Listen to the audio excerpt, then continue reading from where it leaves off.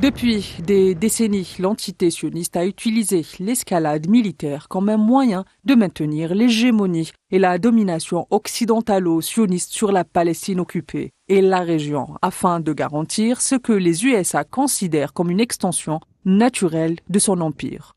En 2025, cette dynamique s'intensifie avec le génocide en Palestine occupée. En effet, depuis octobre 2023, Gaza subit un génocide accompagné de violentes incursions et offensives en Cisjordanie occupée, révélant que même l'argument fallacieux avancé par l'entité sioniste qui consiste en une soi-disant lutte contre le terrorisme est obsolète. L'objectif de l'entité sioniste et de ses alliés est clair, anéantir la résistance palestinienne et l'épurage ethnique. Une stratégie délibérée pour déstabiliser davantage la région et justifier son autorité.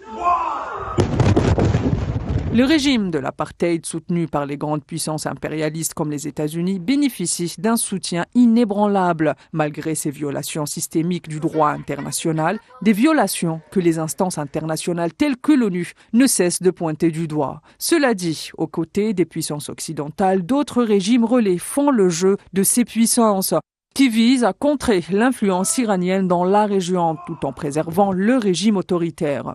Et en retour, ces régimes bénéficient de protections militaires américaines et d'alliances renforcées, consolidant ainsi leur pouvoir tout en accédant à des marchés technologiques sionistes et américains cruciaux pour le projet de modernisation et de libéralisation dans l'État. Ces appuis permettent par ailleurs à l'entité sioniste de poursuivre ses politiques expansionnistes sans crainte de répercussions, de plus en plus exacerbant les conflits dans les pays voisins comme la Syrie, l'Irak ou le Liban. Tel Aviv tente de diviser donc les pays arabes, notamment par des mécanismes comme les accords d'Abraham, et renforce sa position géostratégique confirmée sans détour par la Maison-Blanche.